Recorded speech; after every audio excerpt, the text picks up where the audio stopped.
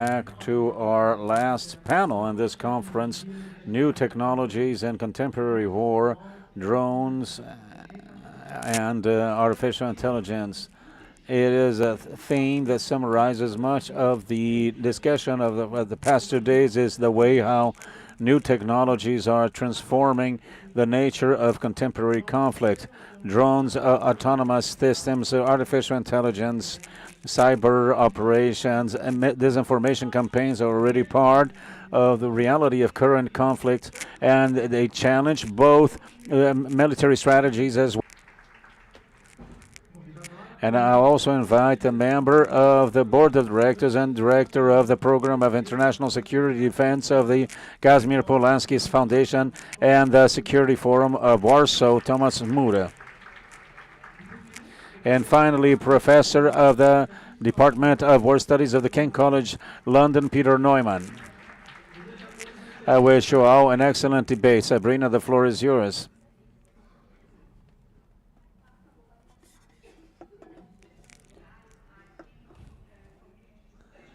I'm always, standing up before people sit. So it's my pleasure to be here today.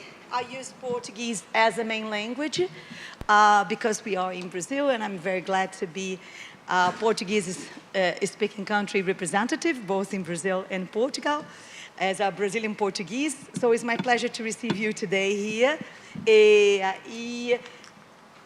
Let's see if you are ready to go. I'm using the Portuguese now, okay? So, yes, é prazer ter aqui. It is a pleasure and to be part of a panel that is also, which is also the wrap-up panel in this conference. And this panel, as far as for me, it shows a part of the program that, as far as I'm concerned, I'm being very lucky, very productive, because I had the privilege of having watched the other panels and notice what are the central elements that we need to offer to the public based on these areas of expertise that are so important for, and very deep and very, very knowledgeable, that are available here at this roundtable. And I wanted to have this wrap up, this summary of what occurred up until this, what has occurred up until this morning. And so that we can speak about our subject matters. We'll be speaking about new technologies and contemporary warfare, drones, laws, and artificial intelligence, which is the name of our panel. I personally have been actively participating in these last 4 years on the Geneva discussions, the CCW Geneva discussions for regulating the laws, the lethal autonomous weapon systems. And these discussions have reached their pinnacle in 2026. We've had almost over 10 years of discussions. And I do believe that this panel is at a very special moment. Very special moment for discussion. To speak about this, the previous panels talked about other issues regarding this reconfiguration of technological reconfiguration of power. Our keynote speech was very important. We talked about sovereignty and international autonomy, international equilibrium. Then we talked about multilateralism, new models of global governance. Afterwards, we spoke about AI relations and democracy, the defense industrial base, critical minerals in our last panel, and we've had the flash talks as well. So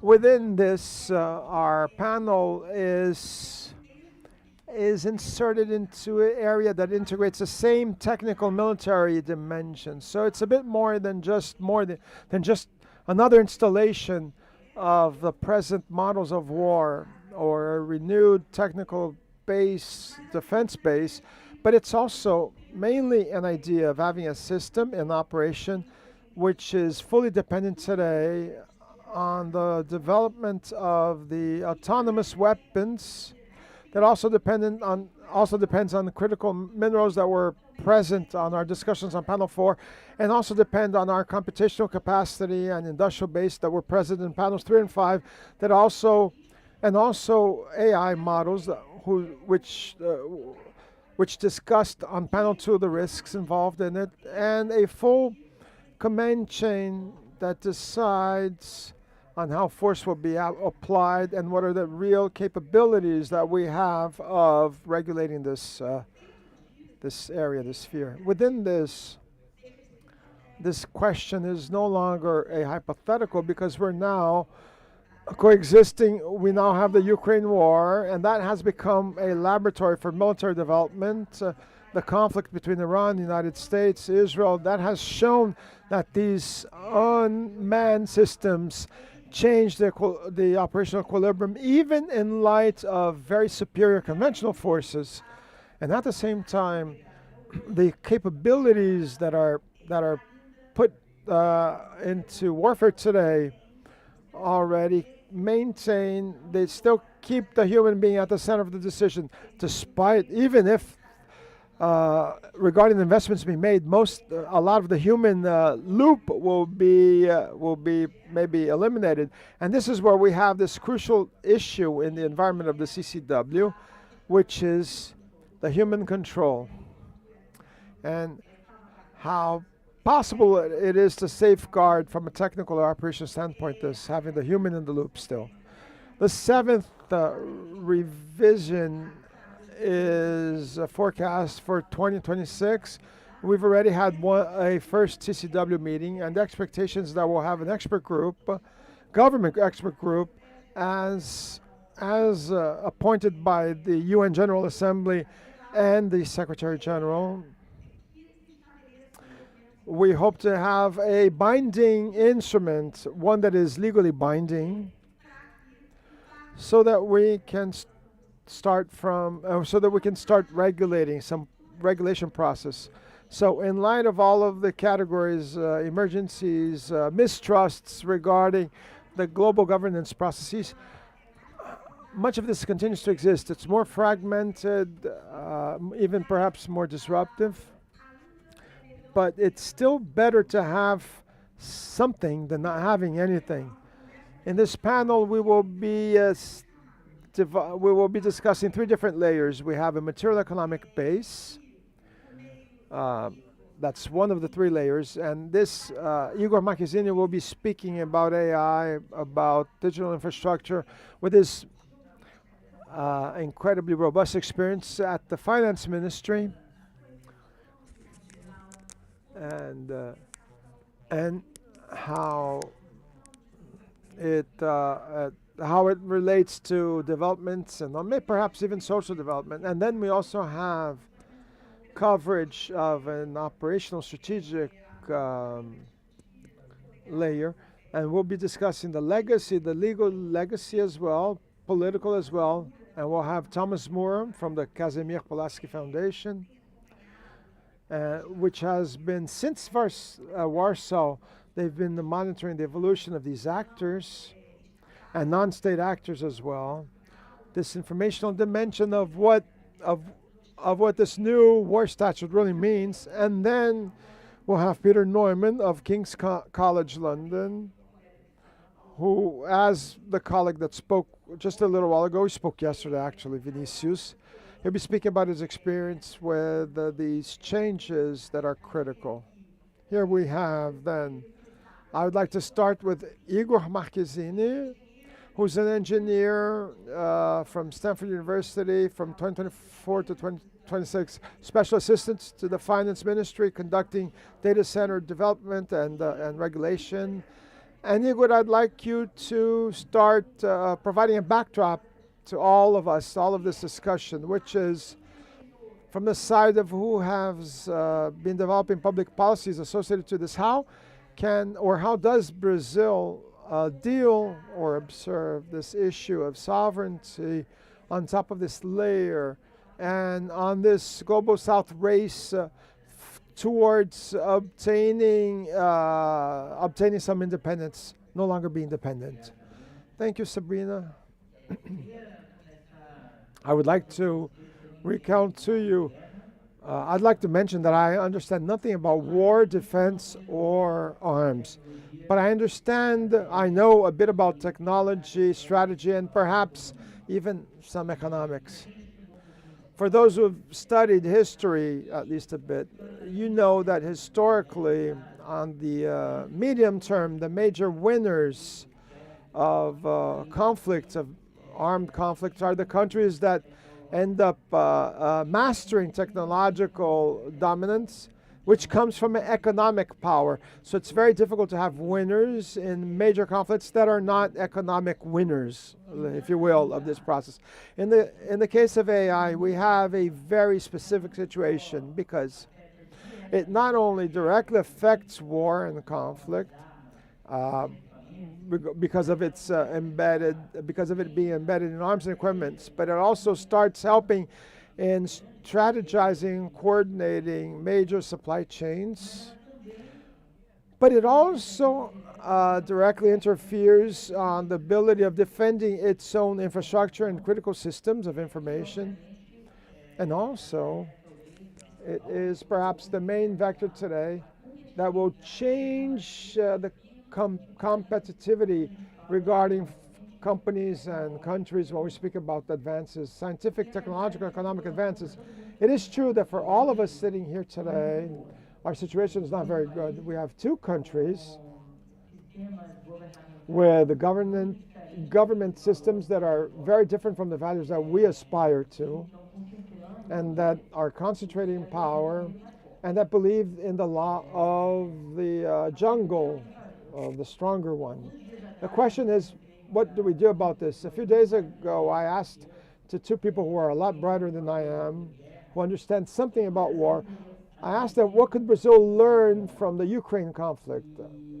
And the answer that was given to me, emblematic as it is that only by joining the war can you develop a war industry at that speed and scale.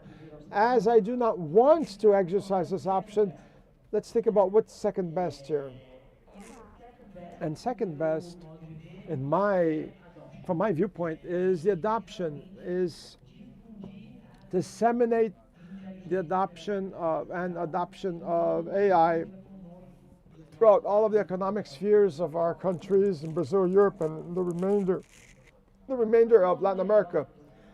Let me recount an anecdote to you. I was with Minister Haddad in California, speaking with the president of one of the world's biggest banks, and he asked her, how many years is the United States behind China in terms of AI, or is China behind AI, behind the US in AI? And the answer was less than 5 years. So you may be thinking about 3 years, where they are perhaps 3 years behind the US, or models where they are 12 to 18 months behind. But the diffusion of this technology in the Chinese economic sphere is so big that that one chip can be, the diffusion is so big that the adoption is very quick. I was in China for about a month. I was in Beijing, Shenzhen, Shanghai, and I was trying to understand how this diffusion comes about. And it's impressive, the pragmatic level that the Chinese demonstrate when they adopted AI. Let me quickly recount just two examples, two events. One was one company that was building brains for machines. They had a 15-year-old tractor. They added some sensors to that tractor, a logic circuit that had been hacked into the tractor controls, and with a few dollars, it transformed a 15-year tractor into an autonomous robot. Same thing with another company that added less than $1 sensors to a whole port and used the math from the 80s and the algorithms. They were able to optimize the port, and they discovered that if they raised for an additional 30 centimeters the container, they would increase the throughput of the port by 4%. As the United States, while the United States was trying to build a perfect digital twin of a factory of a planet, the Chinese had very basic level technology available for all of us, to all of us in all countries. They were using it to change their level of attractiveness and their throughput. So I asked myself, if any one of us ever finds him or herself in the situation in Ukraine, if we are able to develop this muscle of being scrappy, this capability of adaptation, of joining, of merging together existing technologies towards a common goal, we'll have a much better chance of having success. So what's my reading here? It's that it is possible. If we think about AI, I always say that we need three major raw materials: compute, the computing power, talent, and data. And here, let me revert to Brazil's.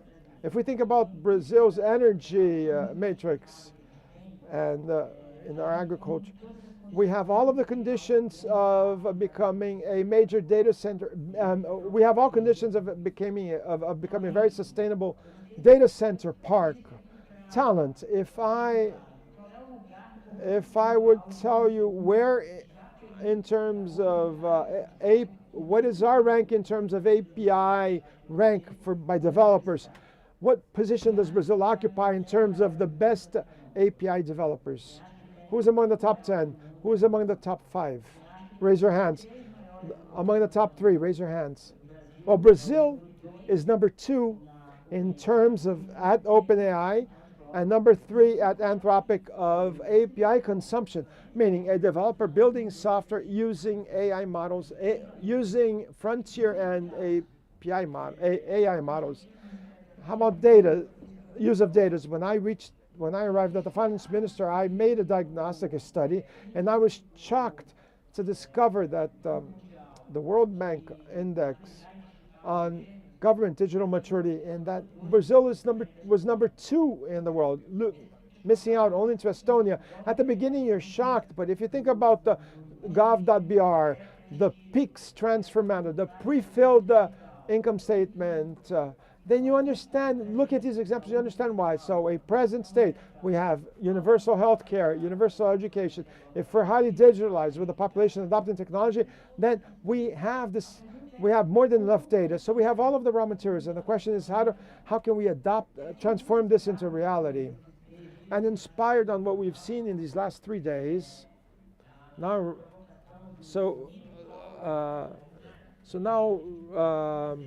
this stimulation, this having mid-powers unite, we can do things together. When we look at the challenges that Europe faces in terms of energy, but they do have a lot of capital, why not join forces with Brazil to put data centers here in Brazil to train and serve Europe with submerged data cables, submarine cables? You, in 70 milliseconds, you can handle any delay, with 70 milliseconds delay, you can handle any requirement from Sao Paulo. So I don't know why Europe needs to suffer from a scarcity of energy if we have more than enough here in Brazil, and we have regions and from a region that shares Europe's values. For all of this to work, however, we have one major need, and my opinion, and inspired by the minister's lecture last panel, we have the governance issue. Issues that we have with governance will not work. For those who have been active in government in Brazil, we have too much red tape, too many offices. In AI, for example, we have a number of different agencies, companies that process data. We have 28 in Brazil, public, government-owned. Even municipalities sometimes have their own data companies. So we need institutional reform. Otherwise, it won't work. There must be clear owner, clear vision of capability, expertise for regulating, response times, coordination, budget allocation. We need to streamline everything. And to wrap this up, I'd like to be optimistic about this, because it is possible. If I were to ask you to think, what is the state in Brazil that has 100% of the schools, grade schools that are, or high schools, have full-time with the technical training, that have the best average internet speed in all of the country, and which has fully public health care with electronic medical sheets, with remote medicine. Would anyone here bet on Piauí? Piauí was able to do that, not with magic, not with more money, but with an institutional governance model that was centralized towards that. The governor of Piauí had a very clear vision that what he needed was a technological and educational and innovation shock. He created an office of digital technology that executed everything, and a board headed by him that met once a week and centralized all of the decisions on purchase, on data architecture, where the data was to remain. And he was able to revolutionize one of the poorest states in the country. So when my private sector friends tell me, well, how was this experience in the public sector? I respond to them, and if I say, well, if I were to write a book, the book would be titled Brazil Can Work Out, because it's so many problems that we have in so many different directions. And Brazil still works, kind of works. We still grow 2.5% per year. We have universal health care. We have all of our children are enrolled in schools. We have basic income. We have an assistant network that for the level of wealth in the country is enviable. Not obviously Europe's level, but still enviable. So you cannot solve all of the 100 problems that you have. If we choose 3 or 4 problems, and if we dedicate ourselves fully to that, using our creativity and energy, I'm sure that we can be much more successful. Thank you very much, Igor. We'll have a chance to still explore more depth this matter. And now we'll go to another layer of this panel, which is something that has already led to excellent debates. We have here Tomasz Smura from the Casimir Pulaski Foundation from the Warsaw Security Forum. He is doctor by the University of Warsaw, and I'd like to know from Tomasz this. We know that war has component of innovation and creativity, and there are excellent examples of best practices that should be named, recorded, and qualified for these lessons learned to be incorporated into the various collaborative subsystems that relate to the Ukraine's trajectory. And I was saying that many of these learnings from autonomy, deterrence, escalation, they have to do with acceleration of decision-making processes. And I think that is a paradigm that somehow circles everything. And I think Igor pointed out that there is a difficulty to establish, based on those several learnings, governance and naturally a capacity to develop. I'd like you to tell us about your experience, and especially about this line between what is human and what is technological. And the floor is yours. Of course, let me start with say thank you to Konrad Adenauer Stiftung, to CEBRI, to EU office for bringing us together for this extremely important event. And thank you to all of you, because you are staying with us until the very last panel today, so thanks for your patience.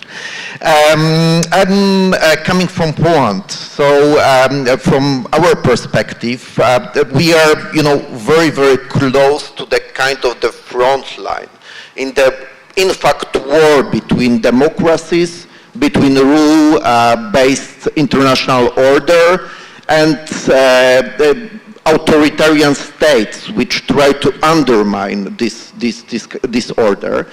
And we feel the consequences of that in my country, in countries of the region, like every day. So we face on our own skin the consequences of the intrusion of UAVs into our airspaces, cyber attacks, hybrid attacks, also physical against our critical infrastructure. So all the things we have been talking here for the last 2 days, are of extreme importance for us. And thanks for also bringing it here to Brazil. So in terms of UAVs, I think it's gonna be a kind of truism to say that is right now is one of the fastest growing military technology in the world.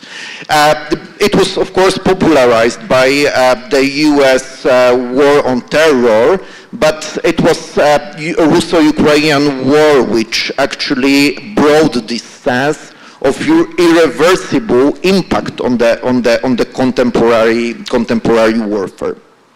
But it also brought a number of different kind of challenges, not only military, but also legal, also moral ones. Of course, using of unmanned technology is nothing new. Probably we can find their origins somewhere in the Second World War.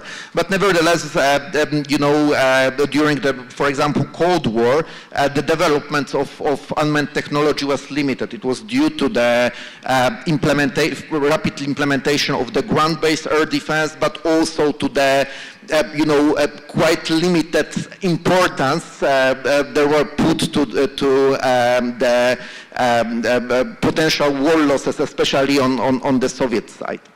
But after the end of Cold War, the unmanned technology started rapidly developed. It was due to the fact that the United States achieved military dominance. And also there was growing growth of low-intensity conflict, especially peace enforcement and peacekeeping operations. So in case of operation like in the Balkans, for example, Americans could be sure of their air superiority, which also enabled operation by UAV. The second factor driving the unmanned technology development is relatively high cost of military equipment nowadays, especially in terms of the combat fighters. Average right now the price for the 4+ or 5th generation fighter is around $100 million. So it's both in the terms of the potential losses, but also cost of the fly hours. There are extremely high costs. And also there is less and less acceptance on the social side of any potential war casualties during the conflict. So the unmanned technology was kind of the answer for the need to mitigate the risk for the personnel, but also for the equipment. So in this context, the systems like, for example, MQ-1, Predator, became kind of the symbol of US engagement in the Middle East, but simultaneously also other countries, especially Israel, Turkey, Russia, and first of all, China started to develop their own unmanned technologies. And, but it was, as I mentioned, the Russo-Ukrainian war started by Russian illegal aggression on Ukraine, which brought this sense of kind of the breakthrough in the thinking when it comes to the contemporary warfare.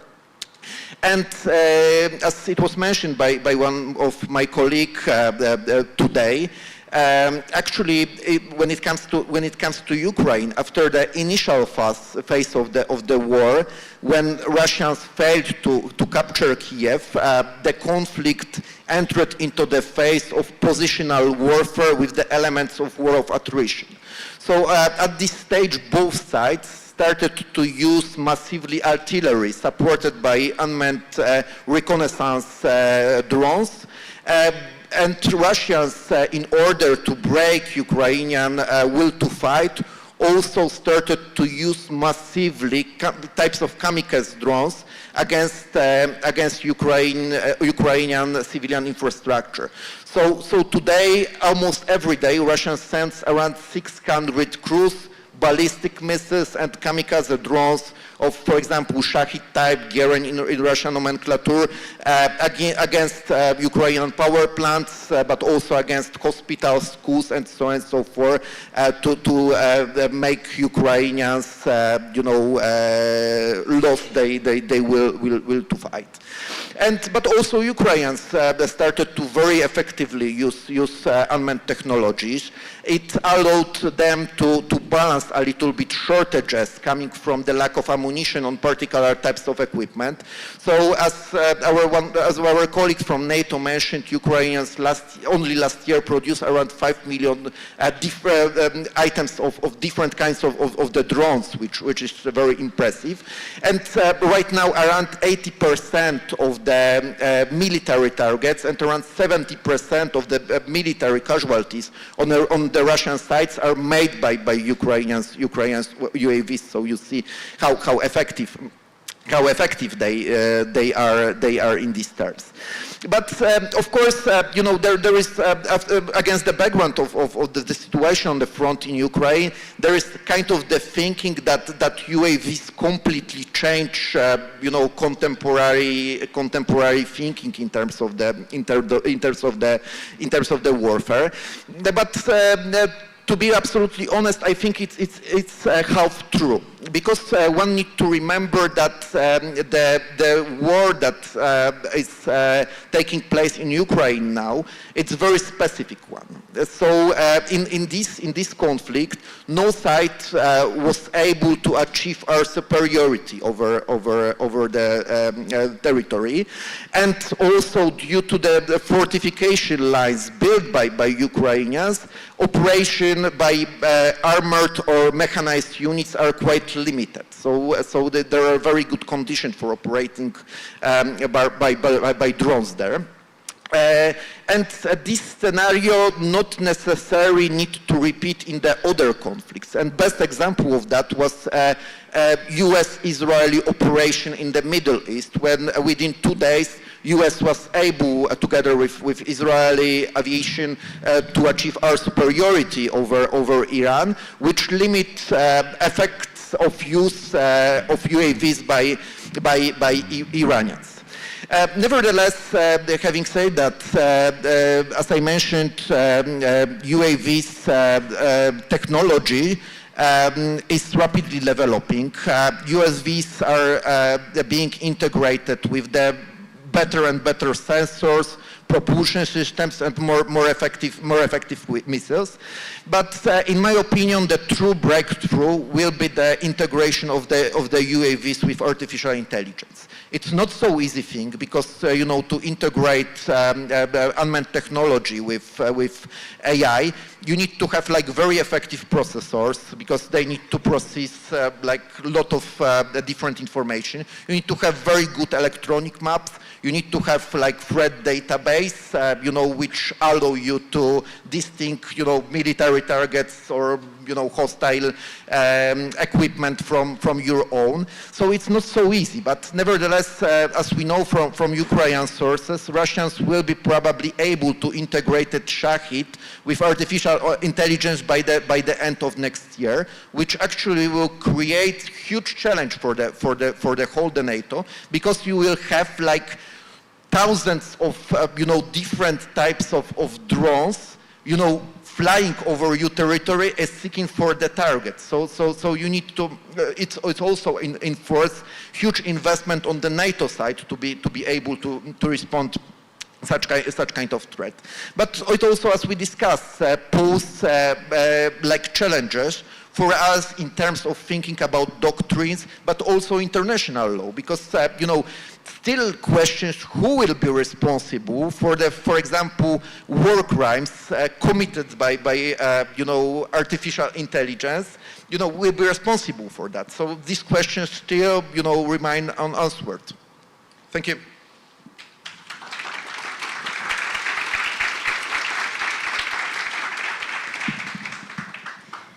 Muito obrigada, Tomasz Smura.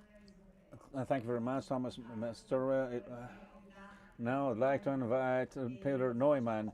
He's professor of security studies of the Department of War Studies at King's College London, founder of the International Center for the Study of Radicalization, author of New World Disorder. Peter, I'd like you to address the use of technology and specifically of the accessibility of this technology. And I think we already have an ingredient which is very relevant. Which is adaptability, capacity to adapt. And this capacity to adapt makes technology become low cost, and non-state players can have access to it. And this relates to data control and disinformation. In your case, especially the radicalization, how does this relate to physical threats inside this system and its assistance?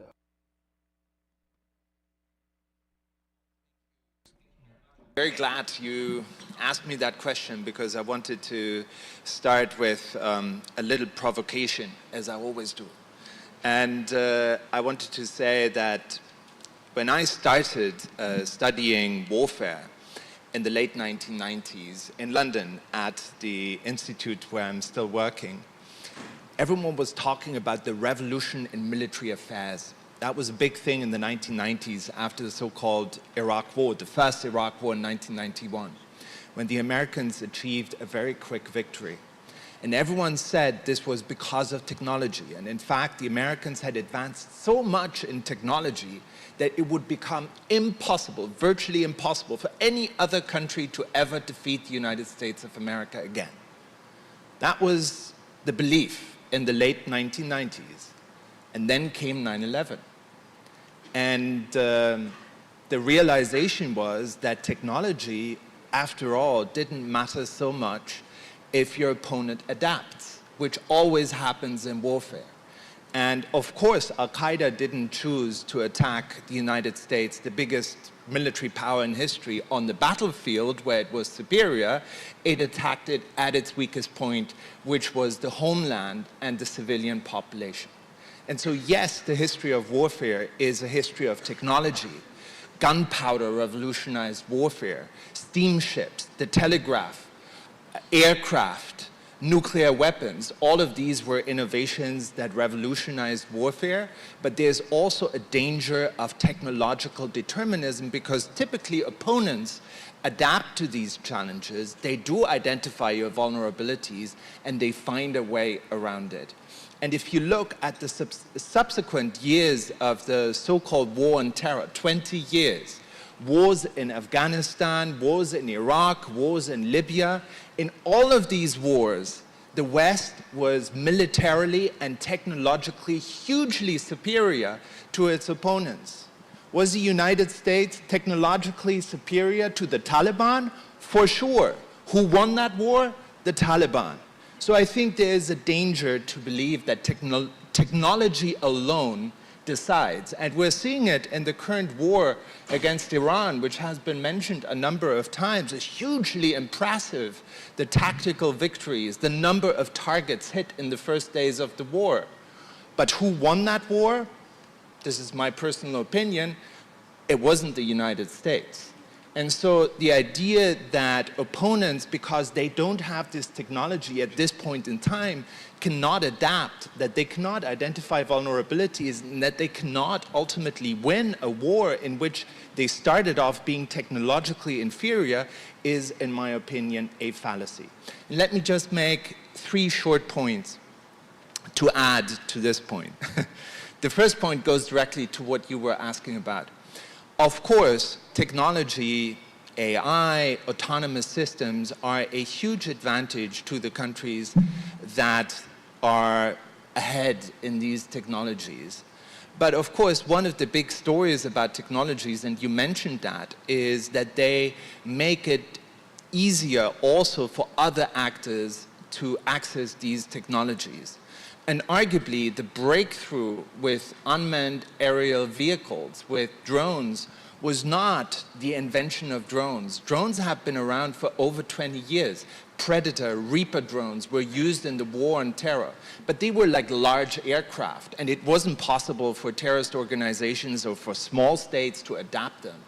What made drones really powerful as a technology was that they became smaller and cheaper, and that they became easier to produce, and that relatively small states, but also non-state actors like the Houthis, for example, in Yemen, were able to use drones. So in that sense, it isn't really, the story is not so much about drones, it's about the mass production of drones and the availability and the accessibility to actors. And that makes it possible, for example, for Iran in the recent war to fire hundreds of drones at the United Arab Emirates, and basically for the United Arab Emirates to be so overwhelmed that they have to use very expensive air defense systems to shoot them down. So even if they intercept all the drones that are being shot at them, the economic loss is on behalf of the United Arab Emirates, because in order to take down one drone that costs $5,000 to produce, they have to use one Patriot missile, which costs $2 million to produce. So the advantage is on the side of the people that have these cheap systems. So the democratization of warfare is also a consequence of technology. The second point is, that's also something that you've mentioned, is the speed in which decisions have to be taken. And this is, of course, a huge problem. I would say it's even possibly the biggest problem resulting from especially the use of AI, because very soon it will not be possible anymore to have a human in the loop, because so many targeting decisions are being taken at once that even if you have a human in the loop, the human will just basically sign off on the things that AI is suggesting. And even in nuclear deterrence, the use of nuclear weapons, where all of us would probably agree this will forever ultimately be a decision taken by a human being, but it will probably be a human being informed by AI-generated assessments. So AI comes into that loop there too. And then the third point that I briefly wanted to mention is that the rise of technology also blurs the lines between peace and war. So we've talked a lot about drones and AI, but we should also talk about cyber operations, about disinformation campaigns, influence operations, which are also, of course, heavily influenced by technology and used by countries like Russia, for example, to create distrust within European societies. And this creates something that targets civilians in some instances, that is clearly hostile, but we don't consider it yet to be an act of war. It is a sort of, hybrid warfare. It's a gray zone between peace and war, which is being raised through technology. So the democratization of warfare, the speed in which decisions have to be taken, and the blurring of the line between peace and war, these are the big challenges also in terms of regulating, in terms of creating laws.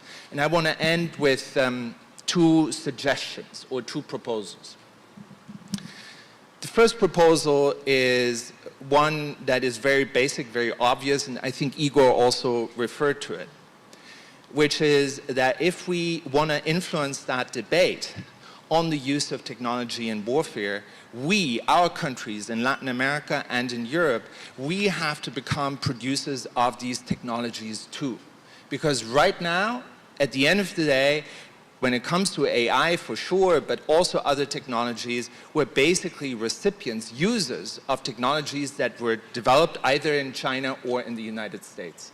And so if we want to be part of that discussion, if we want to be sovereign also in warfare and security, we have to become places where these technologies are being developed. It's a question of sovereignty. It's also a question of prosperity, because if we become more successful in developing these technologies, we will also earn money with them and we will sell them to other countries. So that's the key question. And secondly, I do think that what you're working on is extremely important, and we need a new framework. But I think we need to make it even bigger. If you think, and I want to end with, again, with a historical observation, if you look at where and when did the laws of warfare that warfares or wars are currently governed by, when did they emerge? They emerged at the end of the 19th century, in the early 20th century, the Geneva Conventions, the Hague Conventions, at a time when everyone realized that the rise of technology was transforming warfare, and that the industrialization of warfare that was happening at the time was posing new questions and needed to be regulated. And that created the frameworks like the Geneva and the Hague Conventions that we're still in theory bound by today. I think we are on the verge of another major technological transformation of warfare, and we need an even bigger set of rules. In a sense, we should actually, as Latin America and Europe, we should take the initiative, and we should say, we need a Rio framework. Instead of the Geneva Conventions, we need the Rio Conventions on warfare in the technological age. And we're trying to include everyone, because everyone has to understand, ultimately, even if they are leading in these technologies, that it is in their own interest to have a framework around them. And so remember, if it happens, it started here, the Rio Conventions of Technology and Warfare. That would be a radical demand, a radical proposal, but I don't think we can fix it just with 1 or 2 laws. It is a profound transformation that requires an entirely new framework.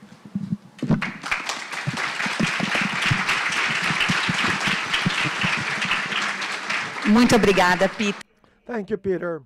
It was wonderful to hear you, and I'd like to quickly wrap up this section and think about some aspects that could be generated, where we could have general conclusions for the conference. In this manner, I started to think that we have a common problem in terms of governance, whether it's in the creation of instruments that deal with federalism, that deal with the complexity of robust countries such as Brazil, that also apply to the fragmentation of this governance and public policies that are more efficient to assure governance, needed governance, and that the decision makers today, that the decision makers in the public sphere may need.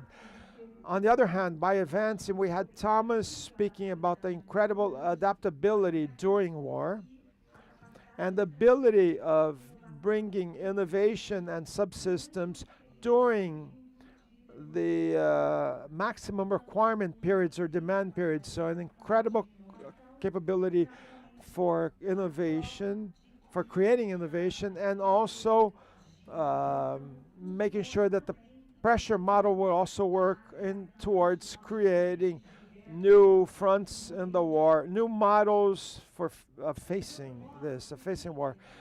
Peter mentioned to us that the regulatory challenges must be considered in light of the whole construct that was done.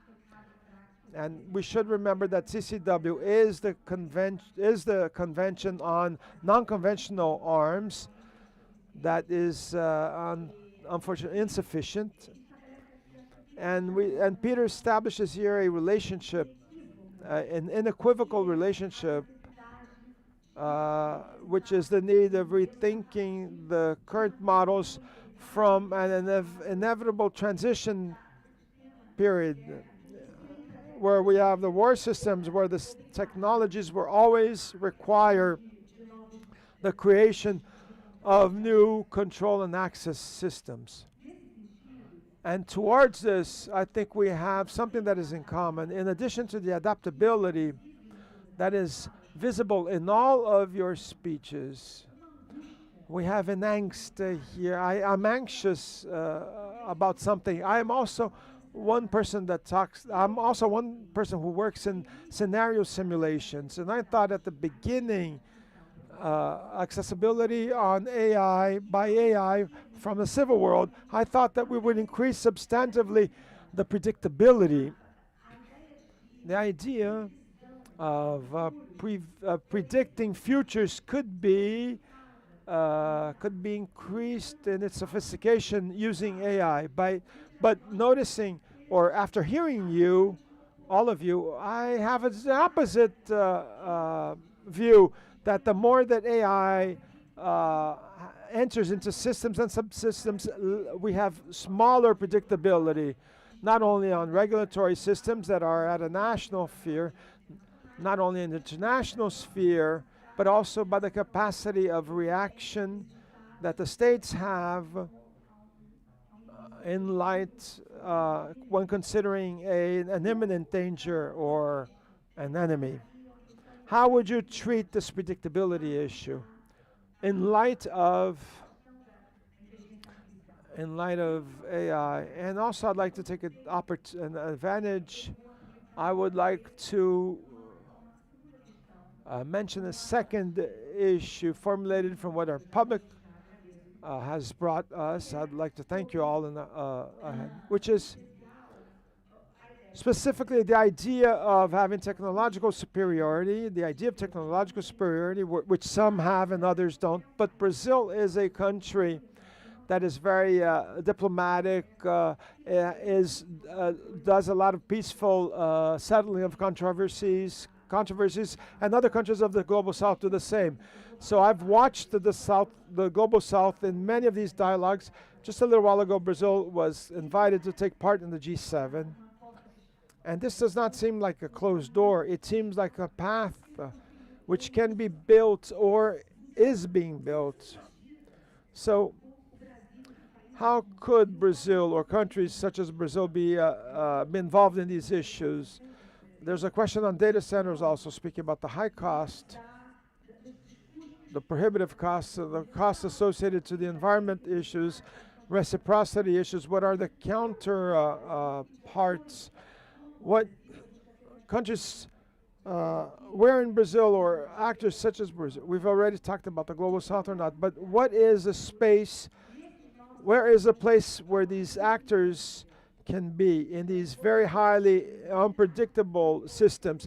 So let's speak about non-predictability and a bit about this place where we should be so that we can conclude this successfully. Igor? Well, I think it's very difficult to consider automatic causality to technology per se. I believe that AI can increase or lower predictability according to how you use it. If it brings complexity in scenarios, in tails-like scenarios where maybe an error can be scaled up and applied instantaneously in an autonomous manner in different places. On the other hand, there is a possibility of being able to monitor and be more transparent, both in the democratic or regulatory process or in the warlike process, which before was impossible. So you can add a number of protection layers in this sense. So I'm not sure specifically whether it's war or specifically regarding war or not. I'll defer to my colleagues here, but I understand that we still have a choice as a society to make, as a planet to make. And this technology can be a stabilizing factor, not one of destabilizing. But to wrap up on the role of Brazil in the world, I'll be using the example of the data center, which I do believe appropriately illustrates this. Technological sovereignty is not technological isolation. We must be a part of the global value chains. Consumption for intelligence by tokens, that'll be exploding, this consumptions, and we have to see what are the comparative advantages of each one of the countries that we have. What do we bring to the table? Brazil has a problem today, I don't know if you know, but we had almost a power outage because of an excess of electricity. While the world is despairing for lack of energy, we have energy to spare, electricity to spare. It's not because the data centers in Ireland and Virginia misbehave. That doesn't mean that Brazil cannot be sustainable, or we use our energy matrix. And we can use this as a currency. I can assure you that if in 5 years we have $450 billion of capital, of US or Chinese or European capital installed in physical infrastructure in Brazil, our ability of being able to sit down at the table and participate in the discussion will increase exponentially. Not even about I'm not even mentioning the positive attributes of being used, this AI capacity to develop other industries here. So we can do things disastrously, as I do believe was done in many places in the world in the first generation of data centers. But I do believe that if we have, and for this it's so important to have these institutions, if we have the correct focus so that the right people with the decision-making power, with the expertise, if they can negotiate on behalf of Brazil and pointing us to the right direction, then I am sure that in this reshuffling of cards, we'll be heading to a much better place from where we are at right now. I see that we have only 10 minutes, so I will be short.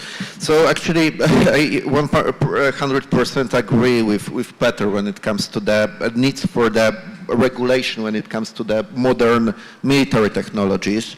Actually, as you know, and it's also respond to the question about the role of Brazil and other countries in these terms. So actually, you know, we all know we are not, you know, children. So we know that there is very limited climate for the, you know, international cooperation to, you know, create new international law for the military technologies and so on and so forth. But we need to remember that even during the Cold War, you know, when it's a problem of nuclear weapon appeared, global community was able, you know, to meet together and, you know, establish new regulation, new international law in this area.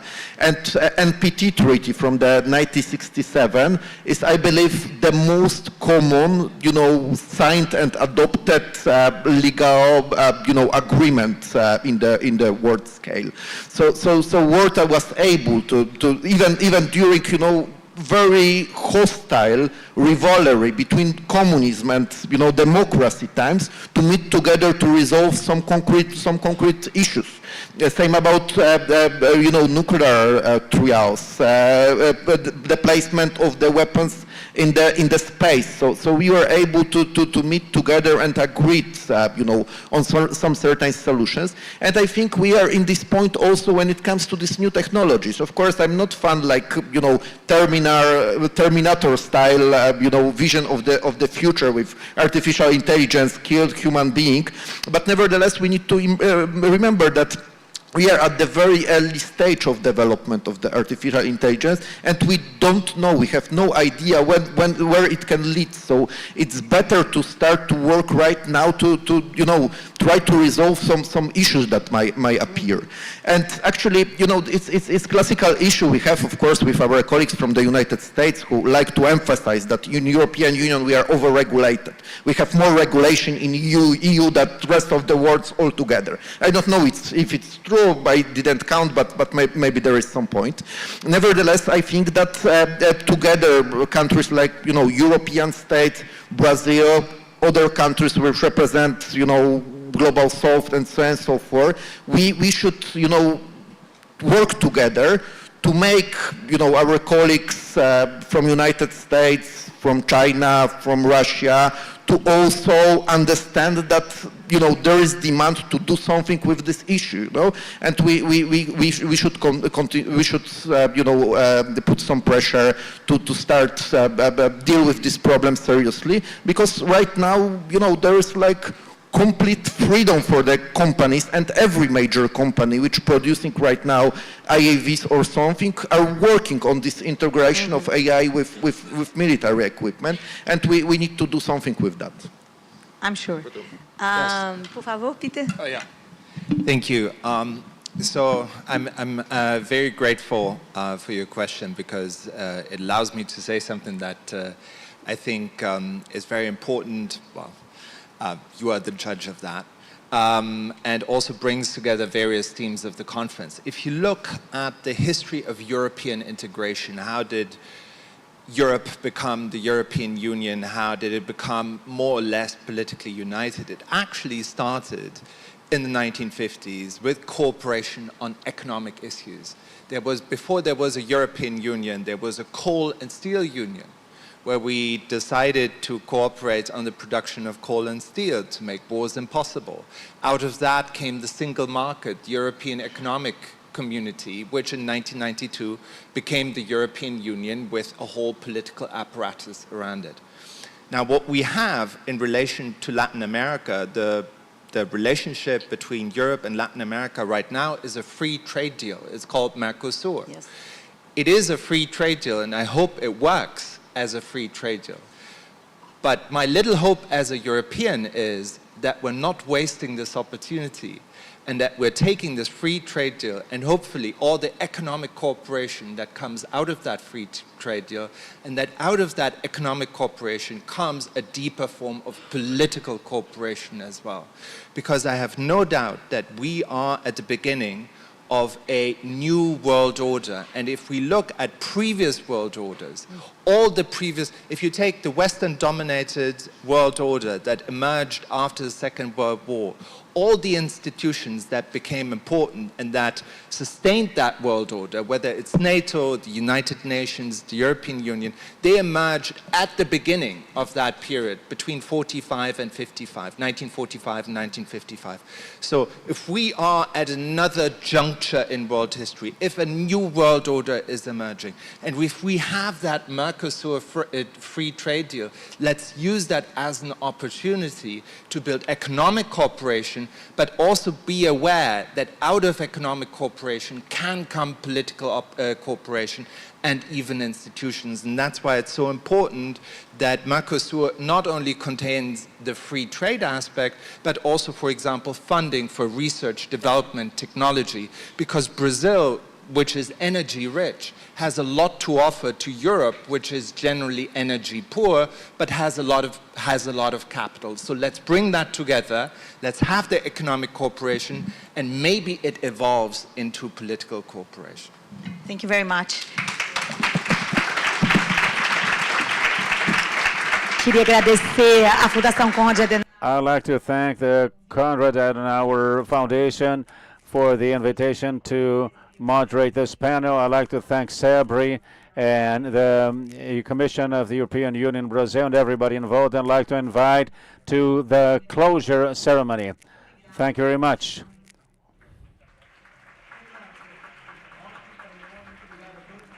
Thank you all, lecturers. Let's take a picture here while I make a few announcements for those of you who want to have access to the Photos Evaluator event. Here on the badge, on the back side of the badge, you can, there's a link and you have access to the pictures, the photos. So now we'll move to the closing ceremony. We have reached the end of the conference, and as is in every good conference, we leave with less certainties and more questions, but I believe that it is precisely the role of a venue such like this to provoke reflection, to challenge the ready-made ideas and build bridges between people, institutions, and regions which share the responsibility to think about the future. Throughout these 2 days, we discuss themes that are redefining contemporary international politics. We talk about AI, democracy, global governance, innovation, defense, strategic minerals, technological autonomy, and other themes. Debates that a few years ago would seem to belong to a distant future, but which today already shape the decisions by governments and societies all over the world. On behalf of CAS, on behalf of CEBRI, on behalf of the European Union delegation in Brazil, I'd like to thank all the speakers, moderators who took part and accepted our invitation and challenge to come to Brazil and share with us knowledge and their experiences. I'd like to thank our sponsors, the embassies, international organizations, universities, research centers, companies that believed in the importance of dialogue as an instrument to face the global challenges. I'd also like to thank especially the teams that worked throughout these months to make possible this conference. Many times you only see what happens on the stage, but an event of this size requires an enormous effort, planning effort. Thank you very much. Wonderful team of CAS, CEBRI, and of the European Union. The technology will move on, changing the world at an impressive speed by dialogue, cooperation, and the capacity to build trust between people, institutions will remain impossible to replace. We expect you to go back to your homes and institutions, taking with you not only information, but also new connections, new ideas, and new partnerships. Thank you very much to all of you for the trust, and may you have an excellent trip back home, and we expect to see you next year. Thank you very much.